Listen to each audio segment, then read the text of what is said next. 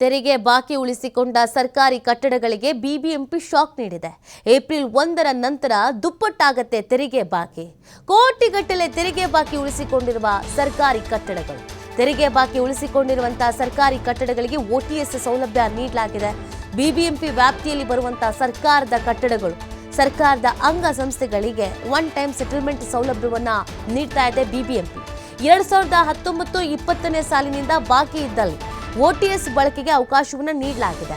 March 31ರ ಒಳಗಾಗಿ ಬಾಕಿ ಆಸ್ತಿ ತೆರಿಗೆಯನ್ನು ಪಾವತಿಸೋಕೆ ಸೂಚನೆಯನ್ನ ನೀಡಲಾಗಿದೆ. OTS ಸೌಲಭ್ಯ ಪಡೆಯದೇ ಇದ್ರೆ ಏಪ್ರಿಲ್ನಿಂದ ಆಸ್ತಿ ತೆರಿಗೆ ದುಪ್ಪಟ್ಟು ಆಗತ್ತೆ.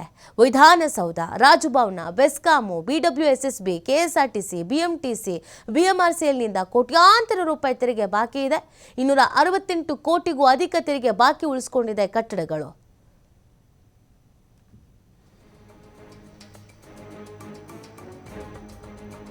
ಎಲ್ಲ ಸರ್ಕಾರ ನಾವು ಈಗ ಸರ್ಕಾರ ಒಂದೊಂದು OTS ಕೊಟ್ಟಿದೆ ಸರ್ಕಾರಿ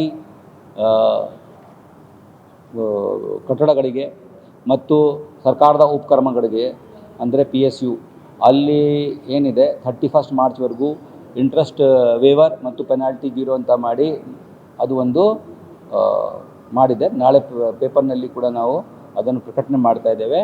ಎಲ್ಲ ಸರ್ಕಾರ ಅಥವಾ ಸರ್ಕಾರದ ಸ್ವಾಮಿತ್ವದ ಸಂಸ್ಥೆಗಳು ಏನಿವೆ ಅದು ಇದಕ್ಕೆ ಲಾಭ ಪಡೆದು 31ನೇ ತಾರೀಕೊಳಗಾಗಿ ಮಾಡಿದರೆ ಅವ್ರದ್ದು ಅಟ್ಲೀಸ್ಟ್ 1/3 ಇರುತ್ತೆ ಬಿಲ್ಲು.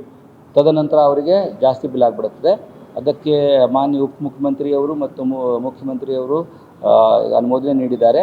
ಅದು ಆರ್ಡರ್ ಇವತ್ತು ಬರಬೇಕಾಗಿತ್ತು, ಬಂದು ನಾಳೆಯಿಂದ ನಾವು ಅವರಿಗೆ 15 ದಿವಸ ಟೈಮ್ ಕೊಟ್ಟು ಕೇಳ್ತಾ ಇದ್ದೀವಿ. ಅದರಲ್ಲಿ ವಿಶ್ವವಿದ್ಯಾನಿಲಯ ಆಗಲಿ, ಯಾವ್ಯಾವುದು ಶಾಲೆಗಳು ಆಗಲಿ, ಗೌರ್ಮೆಂಟ್ದು Vidhana Soudha, Vikasa Soudha, multi story building ಏನೇನೋ ಬರುತ್ತದೆ, ಅದು ಎಲ್ಲರಿಗೂ ಈ ಅವಕಾಶ ಇದೆ. ಇದಕ್ಕಾಗಿ ನಮ್ಮ ಎಲ್ಲ ಝೋನಲ್ ಕಮಿಷನರ್ಗೆ ಇವತ್ತು ಮೀಟಿಂಗ್ ಮಾಡಿ ತಾವು ಪತ್ರದ ಮುಖಾಂತರ ಎಲ್ಲರಿಗೂ ತಿಳಿಸಬೇಕು. ಇದು 31ನೇ ಮಾರ್ಚ್ ಒಳಗಾಗಿ ಮಾಡಲಿಲ್ಲ ಅಂತ ಆದರೆ ಇಷ್ಟು ಪಟ್ಟು ಜಾಸ್ತಿ ಆಗಿಬಿಡುತ್ತೆ ಅಂತ ಹೇಳಿ ಅದಕ್ಕಾಗಿ ಮಾಡ್ತಾಯಿದ್ದೀವಿ. ಸೊ ಅದು ದಂಡ ಇತ್ಯಾದಿ ತೆಗೆದುಬಿಟ್ರೆ ಎಲ್ಲ ಕಟ್ಟಡಗಳಿಗೆ, ಸರ್ಕಾರಿ ಕಟ್ಟಡ ಮತ್ತು ಉಪಕ್ರಮಗಳಿಗೆ ಈಸಿಯಾಗಿ ಕೊಡ್ಲಿಕ್ಕೆ ಬರ್ತದೆ, ಅದು ಕೊಡ್ತಾರೆ. ನಾವು ಈಗ ಸರ್ಕಾರ ಒಂದೊಂದು OTS ಕೊಟ್ಟಿದೆ ಸರ್ಕಾರಿ. ಈ ಬಗ್ಗೆ ಮತ್ತಷ್ಟು ಮಾಹಿತಿಯನ್ನ ನೀಡ್ತಾರೆ ನಮ್ಮ ಪ್ರತಿನಿಧಿ ಗಣೇಶ್. ಇಲ್ಲಿವರೆಗೂ ಬಿಬಿಎಂಪಿ ಮೇಲೆ ಇದ್ದಿದ್ದ ಅಸಮಾಧಾನ ಇದೇನೆ, ಸರ್ಕಾರಿ ಕಟ್ಟಡಗಳು ಕೋಟಿ ತೆರಿಗೆ ಬಾಕಿ ಉಳಿಸ್ಕೊಂಡ್ರು ಕೇಳಲ್ಲ ಅಂತ ಫೈನಲಿ ಒಂದು ವ್ಯವಸ್ಥೆ ಮಾಡಿದ್ದಾರೆ. ಬಟ್ ಇದು ಪ್ಲಾನ್ ಎಷ್ಟರ ಮಟ್ಟಿಗೆ ವರ್ಕೌಟ್ ಆಗ್ಬಹುದು ಅಂತ? ಖಂಡಿತವಾಗ್ಲೂ ಈಗ ಬರೋವಾರ ಬಜೆಟ್ ಅನ್ನ ಬಿಬಿಎಂಪಿ ಮಂಡಿಸ್ತಾ ಇದೆ. 27ರಂದು ಬಿಬಿಎಂಪಿ ಬಜೆಟ್ ಅನ್ನ ಮಂಡಿಸ್ತಾರೆ. ಸರ್ಕಾರ ಅವರಿಗೆ ಒಂದು ಟಾರ್ಗೆಟ್ ಕೊಟ್ಟಿರುವಂತದ್ದು, ಶತಾಯಗತೆ ನೀವು ಆಸ್ತಿ ತೆರಿಗೆ ವಸೂಲಿಯಲ್ಲಿ 5,000 ಕೋಟಿ ರೀಚ್ ಮಾಡ್ಲೇಬೇಕು ಅನ್ನೋಂತ ಒಂದು ಟಾರ್ಗೆಟ್ ಪಾಲಿಕೆ ಅಧಿಕಾರಿಗಳು ನೀಡಿದಂತ ಇದೆ. ಹಾಗಾಗಿ ಎಲ್ಲೆಲ್ಲಿ ಸೋರಿಕೆ ಆಗಿದೆ, ಎಲ್ಲೆಲ್ಲಿ ಪೆಂಡಿಂಗ್ ಇದೆ ಅದೆಲ್ಲವನ್ನೂ ಕೂಡ ನಾವು ರಿಕವರಿ ಮಾಡ್ತೀವಿ ಅನ್ನೋಂತಹ ಭರವಸೆ ಮೇಲೆ ಪಾಲಿಕೆ ಆಡಳಿತ ವರ್ಗ ಹೊರಟಿರುವಂತದ್ದು. ಇದೀಗ ಸಾಕಷ್ಟು ಅಂತಂದ್ರೆ ವಿಧಾನಸೌಧ, ವಿಕಾಸಸೌಧ, ಬೆಸ್ಕಾಂ, BDA, ಇಸ್ರೋ, ರಾಜಭವನ ಸಹಿತ ಮೇನು ತೆರಿಗೆಯನ್ನ ಬಾಕಿ ಉಳಿಸ್ಕೊಂಡಿರುವಂತದ್ದು. ಕಳೆದ ಹಲವು ವರ್ಷಗಳಿಂದ ಬಾಕಿಯನ್ನು ಉಳಿಸ್ಕೊಂಡಂತದ್ದು ಪಟ್ಟಿಯನ್ನ ಮಾಡಿರುವಂತದ್ದು. ಈ ತಿಂಗಳ ಡೆಡ್ ಲೈನ್ ಅಂತಂದ್ರೆ ಮಾರ್ಚ್ ಎಂಡ್ ಒಳಗಡೆ ನೀವು ತೆರಿಗೆಯನ್ನ ಕಟ್ಟಲೇಬೇಕು, ಇಲ್ಲದಿದ್ರೆ ನಾವು ಮುಂದೆ ಮತ್ತೆ ದಂಡವನ್ನು ಹಾಕ್ಬೇಕಾಗತ್ತೆ ಅನ್ನೋ ಎಚ್ಚರಿಕೆಯನ್ನ ಸ್ವತಃ ಬಿಬಿಎಂಪಿ ಚೀಫ್ ಕಮಿಷನರ್ ತುಷಾರ್ ಗಿನೋತ್ತನ್ ಅವರು ನೀನು ಸುತ್ತೋಲೆಯನ್ನು ಕೂಡ ಹೊರಡಿಸಿದ್ದಾರೆ.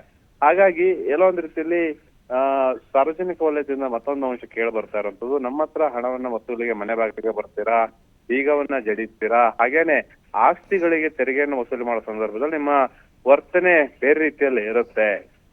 ಆದ್ರೆ ಅದೇ ನೀವು ಸರ್ಕಾರಿ ಕಟ್ಟಡಗಳು, ಕಚೇರಿಗಳಲ್ಲಿ ಇರುವಂತಹ ಬಾಕಿಯನ್ನು ನೀವು ಯಾಕೆ ವಸೂಲಿ ಮಾಡಲ್ಲ ಅನ್ನುವಂತ ಪ್ರಶ್ನೆಯನ್ನ ವಾರ್ಡ್ಗಳಲ್ಲಿ ಇರುವಂತಹ ಕಂದಾಯ ಅಧಿಕಾರಿಗಳಿಗೆ ಜನಸಾಮಾನ್ಯರು ಕೇಳ್ತಾ ಇದ್ರು.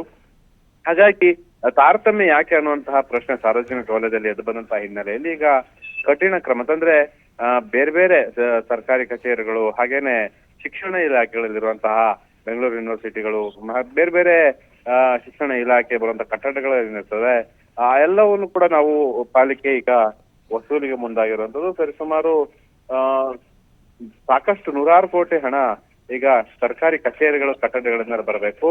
ವಿಪರ್ಯಾಸ ಅಂತಂದ್ರೆ ಪಾಲಿಕೆ ಆಡಳಿತದಲ್ಲಿ ಆಡಳಿತ ವರ್ಗವೇ 200 ಕೋಟಿಗೂ ಹೆಚ್ಚು ಆಸ್ತಿ ತೆರಿಗೆಯನ್ನ ಬಾಕಿ ಉಳಿಸ್ಕೊಂಡಿದ್ದಾರೆ. ಸ್ವತಃ ಅಧಿಕಾರಿಗಳೇ ಆಸ್ತಿಯನ್ನ ಅಂದ್ರೆ ತಾವು ಮಾಡಿದಂತಹ ಆಸ್ತಿಗೆ ಸಂಬಂಧಪಟ್ಟಂತ ತೆರಿಗೆ ಟ್ಯಾಕ್ಸ್ ಅನ್ನ ಹಾಗೆ ಉಳಿಸ್ಕೊಂಡಿರುವಂತದ್ದು ಕೂಡ ಬಂದಿರುವಂತದ್ದು. ಅವ್ರಿಗೂ ಕೂಡ ಮುಂದಿನ ದಿನಗಳಲ್ಲಿ ನೋಟಿಸ್ ನೀಡ್ಲಿಕ್ಕೆ ಪಾಲಿಕೆಯ ಆಡಳಿತ ವರ್ಗ ಮುಂದಾಗಿರುವಂತದ್ದು. ಓಕೆ, ಥ್ಯಾಂಕ್ ಯು ಗಣೇಶ್ ತಮ್ಮ ಡೀಟೇಲ್ಸ್ಗಾಗಿ.